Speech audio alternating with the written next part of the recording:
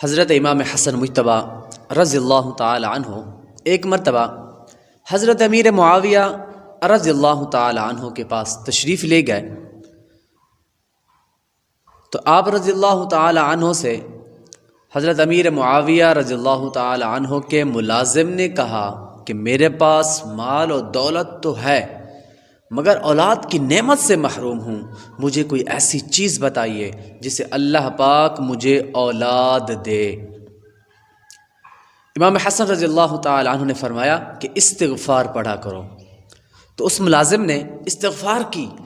یہاں تک کہ کثرت کی، روزانہ 700 مرتبہ استغفار پڑھنے لگا۔ اس کی برکت سے اس شخص کے ہاں 10 بیٹے پیدا ہوئے۔ جب یہ بات حضرت امیر معاویہ رضی اللہ تعالی عنہ کو معلوم ہوئی تو انہوں نے اس شخص سے فرمایا کہ تو نے حضرت امام حسن رضی اللہ تعالی عنہ سے یہ کیوں نہ دریافت کیا کہ یہ عمل حضور نے کہاں سے فرمایا۔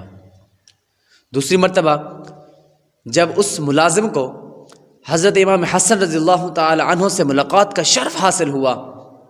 تو اس نے یہ دریافت کیا تو امام حسن رضی اللہ تعالی عنہ نے فرمایا کہ تو نے حضرت ہود علیہ السلام کا قول نہیں سنا جو انہوں نے فرمایا وَيَزِدْكُمْ قُوَّةً إِلَىٰ قُوَّتِكُمْ، ترجمہ کنز الایمان، اور تم میں جتنی قوت ہے اس سے اور زیادہ عطا فرمائے گا۔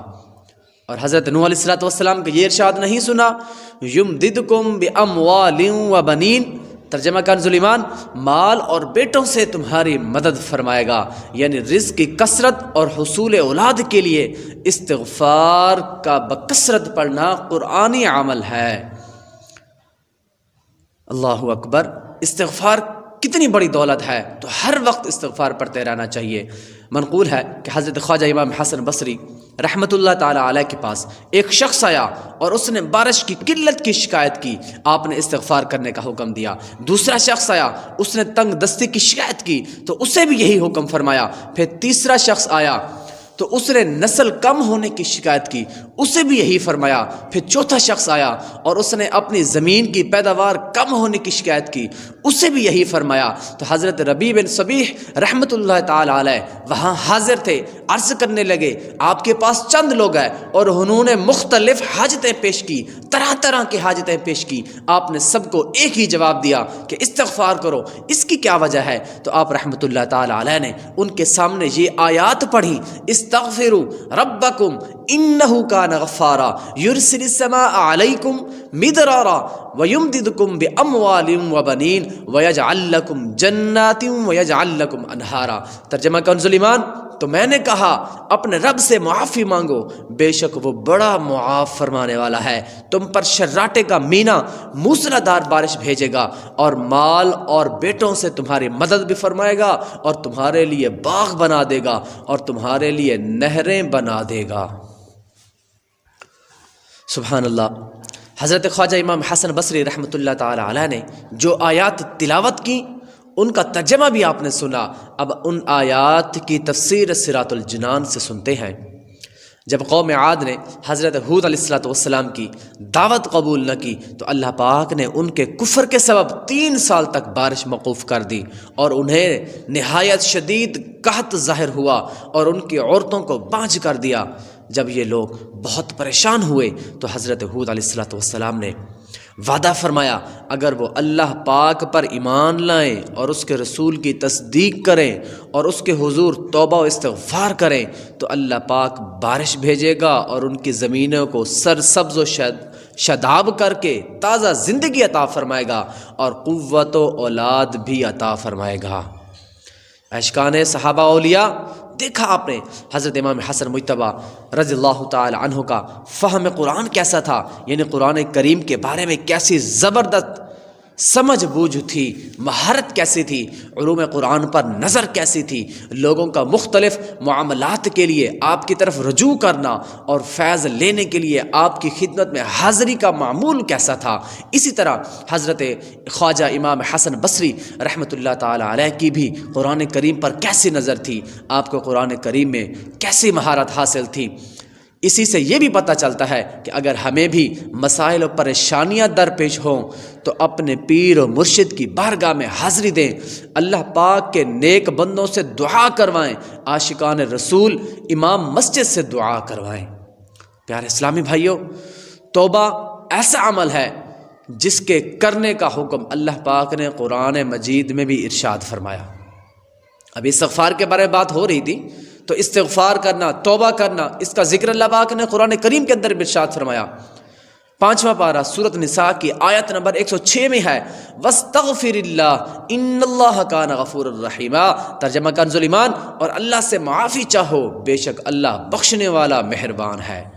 قرآن و حدیث میں استغفار کرنے کے بہت فضائل موجود ہیں۔ آئیے توبہ کے فضائل و فوائد پر مشتمل چند قرآنی آیات اور احادیث مبارکہ بھی سنتے ہیں۔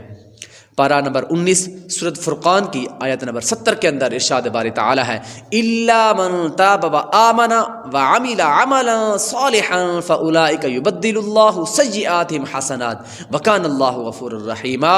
کہ ترجمہ کنز ایمان، مگر جو توبہ کرے اور ایمان لائے اور اچھا کام کرے تو ایسوں کی برائیوں کو اللہ بھلائیوں سے بدل دے گا، اور اللہ پاک بخشنے والا مہربان ہے۔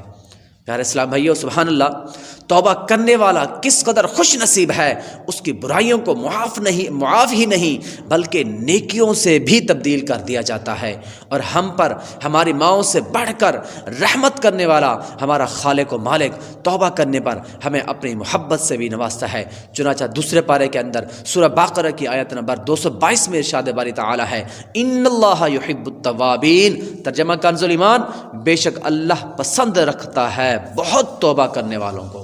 کہ اللہ پاک ایسے لوگوں کو پسند فرماتا ہے جو بہت زیادہ توبہ کرنے والے ہیں۔ اگر آپ بھی چاہتے ہیں کہ اللہ کے محبوب بندے بن جائیں تو آپ استغفار کی کثرت کیا کریں، اور توبہ کرنے والوں کو ایک انعام یہ بھی عطا فرماتا ہے کہ ان سے عذاب کو دور فرما دیتا ہے۔ اس کا ذکر بھی اللہ پاک نے قرآن کریم کے اندر پارہ نمبر 9 سورۃ انفال کی آیت نمبر 33 کے اندر ارشاد فرمایا وَمَا كَانَ اللَّهُ مُعَذِّبَهُمْ وَهُمْ يَسْتَغْفِرُونَ، ترجمہ کنز ایمان، اور اللہ انہیں عذاب کرنے والا نہیں جب تک وہ بخشش مانگ رہے ہیں۔ علامہ علی بن محمد خازن رحمۃ اللہ تعالی علیہ فرماتے ہیں اس آیت سے ثابت ہوا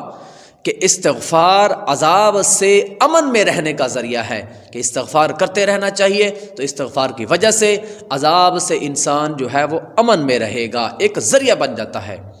تو پیارے اسلامی بھائیوں، سنا آپ نے کہ ہمارے رحیم و کریم اللہ کو ہمارا توبہ کرنا کس قدر پسند ہے، اور وہ توبہ کرنے پر کیسی رحمتیں فرماتا ہے کہ وہ گناہوں کو نیکیوں میں بھی بدل دیتا ہے، اور استغفار کرنے والے کو پسند فرماتے ہوئے اس سے عذاب کو بھی دور رکھتا ہے۔ عاشقان رسول، احادیث میں محبوب رب العالمین حضور اکرم صلی اللہ علیہ وآلہ وسلم کے فرامین کا خلاصہ ہے استغفار کی برکت سے دلوں کے زنگ کی صفائی ہوتی ہے، استغفار کی برکت سے پریشانیوں اور تنگیوں سے نجات ملتی ہے، استغفار کی برکت سے ایسی جگہ سے رزق عطا فرمائے گا جہاں سے اسے گمان بھی نہ ہوگا، استغفار کی برکت سے بندے کا نامہ اعمال اسے خوش کر دے گا۔ کثرت سے استغفار کرنے والے کے لیے خوشخبری ہے، لہٰذا جلدی کیجیے اور رب کریم کے حضور سچی توبہ کر کے آنے والی زندگی کو اللہ پاک اور اس کے حبیب صلی اللہ علیہ وسلم کی خوشنودی کے لیے سنت کے سانچے میں ڈھال دیجیے۔ اللہ پاک ہمیں سچی توبہ کی توفیق نصیب فرمائے۔ اللہ پاک ہم سب کو عمل کرنے کی بھی توفیق عطا فرمائے۔ تو پیارے اسلامی بھائیوں، ہم نے توبہ کرنے کے کچھ فضائل سنے، آئیے یہ بھی جانتے ہیں کہ استغفار یا توبہ کہتے کسے ہیں۔ استغفار کے بارے میں سنا، احادیث بھی سنی، قرآن کریم کے اندر جو آیات ہیں وہ بھی ہم نے سنی۔ اب استغفار اور توبہ کہتے کسے ہیں اس کے بارے میں بھی سنتے ہیں۔ استغفار کا مطلب یہ ہے کہ اللہ پاک سے اپنے گناہوں پر شرمندہ ہوتے ہوئے اور آئندہ گناہوں کو نہ کرنے کا پکا ارادہ کرتے ہوئے بخشش کی دعا کرنا، اپنے گناہوں کی بخشش چاہنا، توبہ کرنا وغیرہ۔ سید اعلیٰ حضرت گناہوں سے توبہ کرنے کے مطلب کو بیان کرتے ہوئے فرماتے ہیں، یاد رکھیے ٹھنڈی آہیں بھرنے یا اپنے ناک اور کانوں کو ہاتھ لگانے یا اپنی زبان دانتوں تلے دبا لینے یا سر ہلاتے ہوئے توبہ توبہ کی گردان کرنے کا نام توبہ نہیں، بلکہ سچی توبہ سے مراد یہ ہے کہ بندہ کسی گناہ کو اللہ پاک کی نافرمانی جان کر اس پر شرمندہ ہوتے ہوئے خالق حقیقی سے معافی طلب کرے اور آئندہ کے لیے اس گناہ سے بچنے کا پختہ ارادہ کرتے ہوئے اس گناہ کو دور کرنے کی بھی کوشش کرے۔ یعنی نماز قضا کی تو اب ادا بھی کرے، چوری کی تھی یا رشوت لی تھی تو توبہ کے بعد وہ مال اصل مالک یا اس کے ورثاء کو واپس کرے یا ان سے معاف کروا لے، اور اصل مالک یا ورثاء کے نہ ملنے کی صورت میں اصل مالک کی طرف سے راہ خدا میں صدقہ کر دے۔ سبحان اللہ۔ عاشقان رسول، کسی گناہ سے توبہ فقط استغفار کا نام نہیں، بلکہ اگر اس کا گناہ کا تعلق اللہ کے بندوں کے حقوق سے ہے تو ہمیں اس حق کا ازالہ بھی کرنا ہوگا۔ اگر اس گناہ کا تعلق اللہ کے بندوں کے حقوق سے ہے تو ہمیں اس حق کا ازالہ بھی کرنا ہوگا، جیسا کہ سید اعلیٰ حضرت رضی اللہ تعالی عنہ کے حکم شرع بیان فرمایا ہے کہ اگر کسی کا ناحق مال دبایا ہے تو اسے بھی دینا ہوگا۔ علماء نے بیان فرمایا ہے حقوق 3 طرح کے ہوتے ہیں، حقوق 3 طرح کے ہوتے ہیں، جن میں 2 حق اللہ کی ذات کے متعلق ہیں، ایک وہ حق جسے اللہ پاک معاف نہیں فرمائے گا، وہ کیا ہے؟ وہ ہے اس کی ذات کے ساتھ کسی کو شریک ٹھہرانا، اور دوسرا حق وہ ہے جسے اللہ پاک بندے کے استغفار کرنے پر معاف فرما دے گا۔ پہلا حق اللہ کے ذات کے ساتھ، اللہ پاک کی ذات کے ساتھ کسی کو شریک ٹھہرانا، اور یہ اللہ پاک کا ایسا حق ہے کہ اللہ پاک کبھی معاف نہیں فرمائے گا۔ اور دوسرا حق وہ ہے جسے اللہ پاک بندے کے استغفار کرنے پر معاف فرما دے گا، اگر انسان استغفار کرتا رہے گا تو اللہ پاک معاف فرما دے گا۔ اور تیسرا حق ہے حقوق العباد، کہ جو بندوں کے معاف کرنے پر ہی معاف ہوگا، حتیٰ کہ کل بروز قیامت بھی جس کا حق ہوگا اللہ پاک اسی سے معاف کروائے گا۔ کہ اگر کسی کے ساتھ آپ نے زیادتی کی، حق تلفی کی ہے، تو اللہ پاک جس کا حق ہوگا اللہ پاک اسی سے ہی معاف کروائے گا۔ عاشقان رسول، یقیناً حقوق العباد کا معاملہ بہت سخت ہے، لہٰذا اس سے اپنے آپ کو بچائیے، بچانے کی کوشش فرمائیں۔ اگر کسی کا کوئی حق تلف کیا ہے تو اسے فی الفور ادا کرے اور رب کے حضور معافی بھی مانگے، کہ توبہ کو اللہ پاک پسند فرماتا ہے۔ اللہ پاک ہمیں حقوق العباد کا خیال رکھنے کی بھی توفیق عطا فرمائے۔ پیارے اسلام بھائیوں، ہم نے توبہ کے فضائل اور طریقے سننے کی سعادت حاصل کی، مگر یاد رکھیے اللہ پاک نے اپنے بندوں کے لیے کچھ رحمت بھرے اوقات بھی رکھے ہیں کہ توبہ انسان کرتا ہے تو اگر انسان سے کوئی گناہ سرزد ہو جاتا ہے تو کس وقت کے اندر زیادہ سے زیادہ استغفار کرنا چاہیے۔ ہر وقت کرنا چاہیے، لیکن کچھ ایسے اوقات بھی ہیں جو رحمت بھرے اوقات ہیں، جن میں خاص کرم کیا جاتا ہے، اور ہر مانگنے والا خواہ وہ بخشش مانگے یا کچھ اور بھی، اسے محروم نہیں کیا جاتا۔ ایسے اوقات بھی ہیں، ان اوقات میں سے عمدہ ترین اور رحمت و برکت والا وقت رات کا آخری حصہ ہے۔ رات کے آخری پہر میں گریہ و زاری کرنے والوں کی مدح میں اللہ پاک نے ارشاد فرمایا، کانوا قلیلا من اللیل ما یہجعون وبالاسحار ہم یستغفرون۔ ترجمہ کنز ایمان، وہ رات میں کم سویا کرتے اور پچھلی رات استغفار کرتے۔ تفسیر صراط الجنان کا خلاصہ یہ ہے کہ پرہیزگار لوگوں کا نیک اعمال کرنے میں حال یہ تھا کہ وہ رات تہجد اور شب بیداری میں گزارتے، اور رات میں اگر تھوڑی دیر سو جاتے تو اتنا سو جانے کو بھی اپنا قصور سمجھتے تھے، اور رات تہجد اور شب بیداری میں گزارنے کے باوجود بھی وہ خود کو گناہ گار سمجھتے تھے، اور رات کا پچھلا حصہ اللہ پاک سے مغفرت طلب کرنے میں گزارتے تھے۔ اللہ اکبر۔ رات کا آخری حصہ اللہ پاک سے مغفرت طلب کرنے اور دعا کے لیے بہت مفید ہے۔ یہاں اس سے متعلق ایک احادیث مبارکہ بھی ملاحظہ فرمائیں۔ نبی اکرم صلی اللہ علیہ وسلم نے ارشاد فرمایا، ہمارا اللہ پاک ہر رات اس وقت دنیا کے آسمان کی طرف نزول اجلال فرماتا ہے جب رات کا تہائی حصہ باقی رہ جاتا ہے، اور فرماتا ہے کوئی ایسا ہے جو مجھ سے دعا کرے تاکہ میں اس کی دعا قبول کروں، کوئی ایسا ہے جو مجھ سے سوال کرے تاکہ میں اس سے عطا کروں، کوئی ایسا ہے جو مجھ سے معافی چاہے تاکہ میں اس سے بخش دوں۔ مفتی احمد یار خان نعیمی رحمۃ اللہ تعالی علیہ اس حدیث کی شرح میں بیان فرماتے ہیں، اس سے معلوم ہوا رات دن سے افضل ہے کہ ہر رات کے آخری حصے میں اللہ کی رحمت اور کرم ادھر توجہ فرماتا ہے، اور یہ قبولیت کی ایک ساعت نہیں بلکہ کئی ساعتوں پر مشتمل ہے، جبکہ دن میں قبولیت کی ساعت ہفتے میں ایک دن یعنی جمعہ میں آتی ہے، اور وہ بھی ہم سے چھپی ہوتی ہے۔ اللہ پاک اس وقت مانگنے کی بھی ہمیں توفیق عطا فرمائے۔ تو کوشش کریں کہ رات کے آخری پہر میں اٹھ کر نوافل کا اہتمام کریں، قرآن پاک کی تلاوت کریں، اور زیادہ سے زیادہ استغفار کریں، اپنے لیے بھی اور باقیوں کے لیے بھی۔ نبی علیہ الصلوۃ والسلام کی تمام امت کے لیے بھی استغفار کی کوشش کریں۔ حضرت یعقوب علیہ الصلوۃ والسلام نے اپنے بیٹوں کے لیے اللہ پاک سے معافی مانگنے کے لیے بھی رات کے آخری پہر کو منتخب کیا۔ دیکھیں اللہ پاک کے نبی حضرت یعقوب علیہ الصلوۃ والسلام نے بھی اپنے بیٹوں کے لیے اللہ پاک سے معافی مانگنے کے لیے بھی رات کے آخری پہر کو منتخب کیا۔ چنانچہ قرآن پاک کے اندر بھی ارشاد ہے قالوا یا ابا نستغفر لنا ذنوبنا انا كنا خاطئین قال سوف استغفر لكم ربی انہ هو الغفور الرحیم۔ ترجمہ کنز الایمان، بولے اے ہمارے رب، بولے اے ہمارے باپ، ہمارے گناہوں کی معافی مانگیے، بے شک ہم خطاوار ہیں۔ کہا جلد میں تمہاری بخشش اپنے رب سے چاہوں گا، بے شک وہی بخشنے والا مہربان ہے۔ انہ هو الغفور الرحیم، بے شک وہی بخشنے والا مہربان ہے۔ مفسرین کرام فرماتے ہیں کہ حضرت یعقوب علیہ الصلوۃ والسلام نے اپنے بیٹوں کے لیے دعا اور استغفار کو سحری کے وقت تک مؤخر فرمایا، کیونکہ یہ وقت دعا کے لیے سب سے بہترین ہے، اور یہی وہ وقت ہے جس میں اللہ پاک فرماتا ہے کوئی دعا مانگنے والا ہے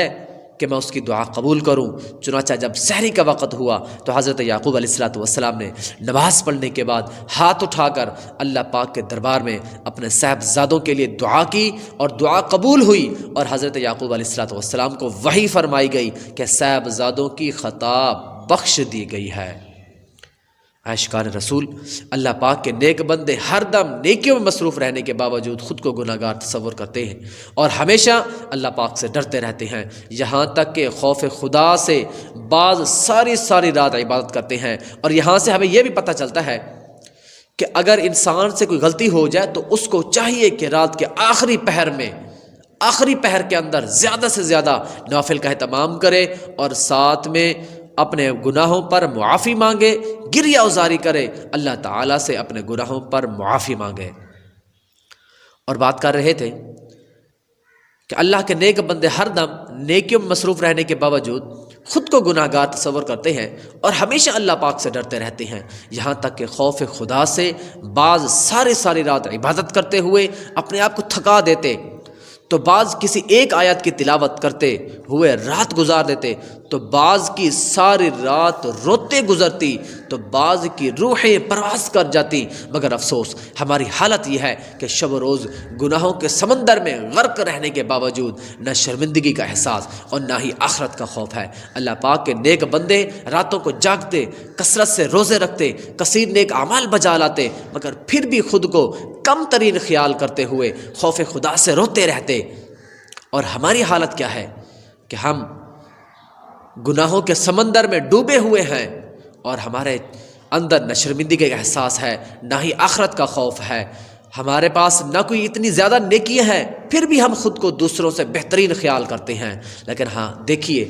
ہمارے بزرگان دین جو نیک ہیں، اللہ کے نیک بندے جو ہیں، ان کا کیا طریقہ ہے۔ اللہ کے نیک بندے راتوں کو جاگتے ہیں، کثرت سے روزے بھی رکھتے ہیں، نیک اعمال بھی بہت زیادہ کرتے ہیں، پھر بھی کیا کرتے ہیں، خود کو کم ترین خیال کرتے ہیں، خوف خدا سے روتے رہتے ہیں۔ کسی شاعر نے اللہ والوں کے اس انداز کو کتنے پیارے انداز میں بیان کیا ہے، جس کے مختصر وضاحت یہ ہے، یعنی وہ ایسے نیک بندے ہیں جن کی راتیں گریہ و زاری کرتے گزرتی ہیں، جس کے سبب ان کی نیندیں اڑ جاتی ہیں، اس کے باوجود جب صبح ہوتی ہے تو لوگوں کے سامنے اپنے آپ کو سب سے بڑا گناہ گار تصور کرتے ہیں۔ سبحان اللہ، دیکھیں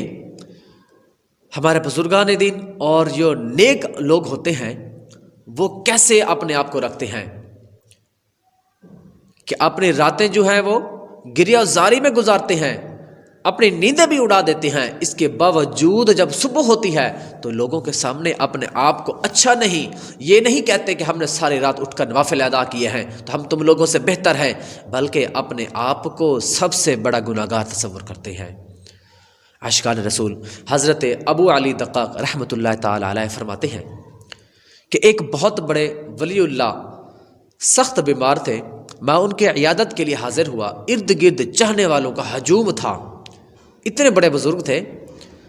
کہ ارد گرد چاہنے والوں کا ہجوم تھا، وہ بزرگ رو رہے تھے۔ میں نے عرض کی اے شیخ کیا دنیا چھوٹنے پر رو رہے ہیں؟ انہوں نے فرمایا نہیں بلکہ نمازیں قضا ہونے پر رو رہا ہوں۔ میں نے عرض کی حضور آپ کی نمازیں کیوں کر قضا ہو گئی؟ فرمایا میں نے جب بھی سجدہ کیا تو غفلت کے ساتھ، اور جب بھی سجدے سے سر اٹھایا تو بھی غفلت کے ساتھ، اور اب غفلت ہی میں موت سے ہم آغوش ہو رہا ہوں۔ اللہ اکبر، یہ ہے ہمارے بزرگان دین اور یہ ہے نیک لوگوں کا طریقہ۔ ہم بھی جب نماز پڑھتے ہیں تو ہماری پوری نماز کے اندر ہمارا جو ذہن میں خیال ہوتا ہے وہ باہر کا ہوتا ہے کہ نماز پڑھنے کے بعد یہ کرنا ہے وہ کرنے ہیں، طرح طرح کے خیال ہوتے ہیں، لیکن پھر بھی ہمارے اندر شرمندگی نہیں ہوتی، ہم یہ سوچتے ہی نہیں ہیں کہ ہم کھڑے کہاں پر ہیں۔ ہم اللہ کی بارگاہ میں کھڑے ہو کر، اللہ کے گھر میں کھڑے ہو کر نماز پڑھتے ہیں، لیکن ہمارے ذہن، ہمارے وہم و خیالات میں دنیا کی چیزیں ہوتی ہیں۔ تو کوشش کریں کہ جب بھی آپ نماز پڑھیں تو پورے خشوع و خضوع کے ساتھ نماز ادا کریں۔ حضرت معروف کرخی رحمۃ اللہ تعالی علیہ اپنی سند کے ساتھ روایت کرتے ہیں کہ ایک شخص نے سرکار مدینہ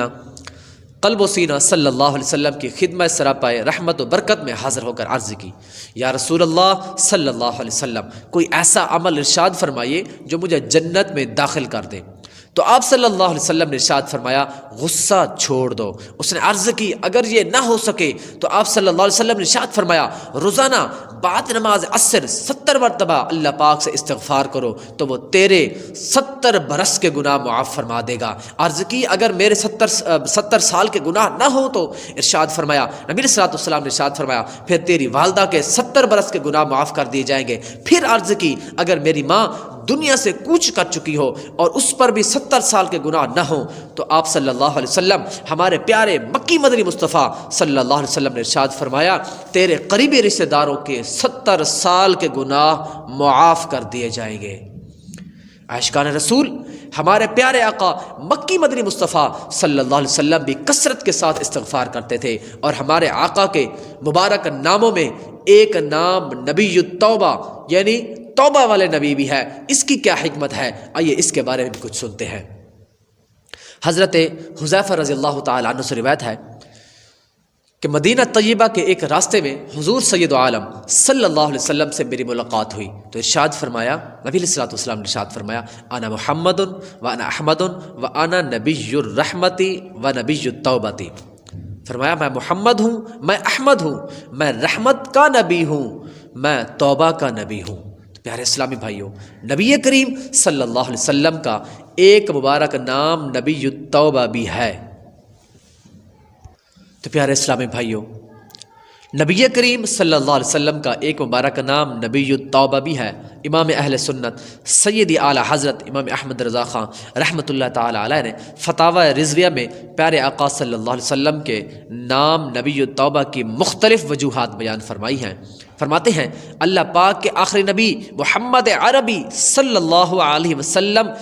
کی نیکی کی دعوت کی برکت سے کثیر مخلوق نے توبہ کی، آپ کی برکت سے مخلوق کو توبہ نصیب ہوئی، اور جس قدر آپ کے ہاتھوں مخلوق نے توبہ کی کسی اور نبی کے ہاتھوں اتنوں کو توبہ نصیب نہیں ہوئی۔ اسی لیے ہمارے نبی صلی اللہ علیہ وسلم کو نبی التوبہ بھی کہا جاتا ہے۔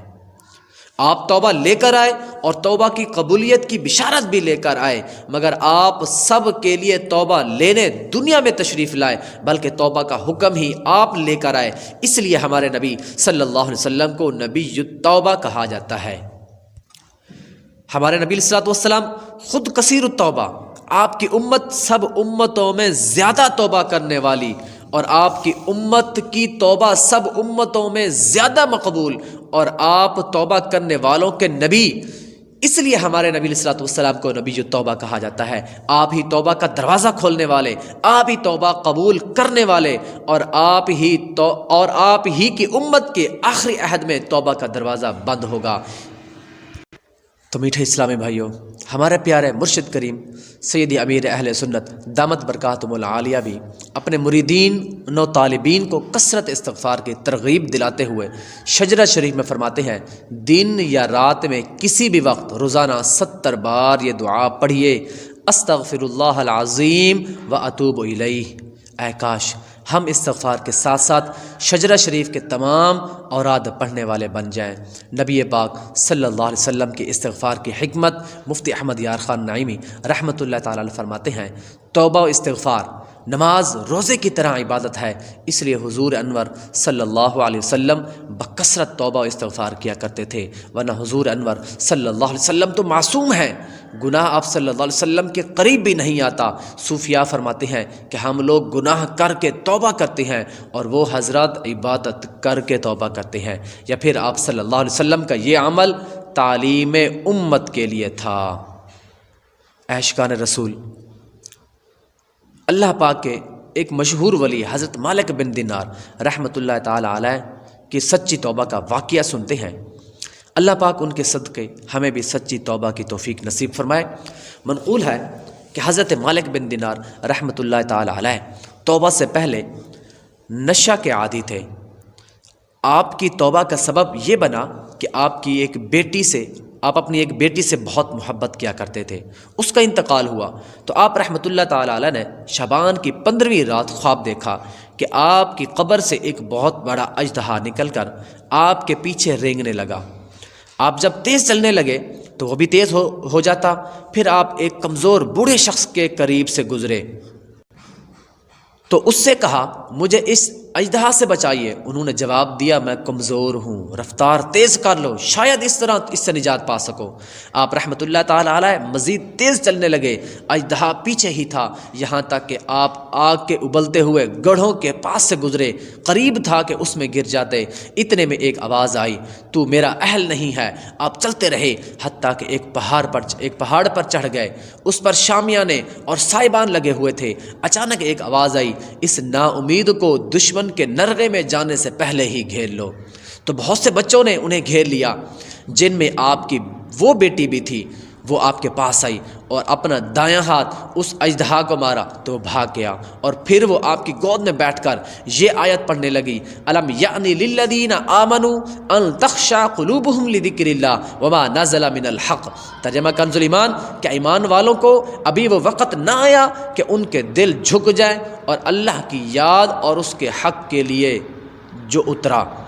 آپ رحمۃ اللہ تعالی علیہ فرماتے ہیں، میں نے اپنی بیٹی سے پوچھا کیا تم فوت ہونے والا قرآن کریم بھی پڑھتے ہو؟ بیٹی نے جواب دیا، جی ہاں، ہم زندہ لوگوں سے زیادہ اس کی معرفت رکھتے ہیں۔ آپ نے اپنی بیٹی سے اس جگہ ٹھہرنے کا مقصد پوچھا تو اس نے بتایا یہ بچے قیامت تک یہاں ٹھہر کر اپنے والدین کا انتظار کریں گے۔ پھر اس اژدہا کے بارے میں پوچھا تو اس نے بتایا وہ آپ کا برا عمل ہے۔ بوڑھے شخص کے بارے میں پوچھنے پر بیٹی نے کہا وہ آپ کا نیک عمل ہے، آپ نے اسے اتنا کمزور کر دیا ہے، آپ نے اپنے نیک عمل کو اتنا کمزور کر دیا ہے کہ اس میں آپ کے برے عمل کا مقابلہ کرنے کی طاقت نہیں۔ آپ نے اپنے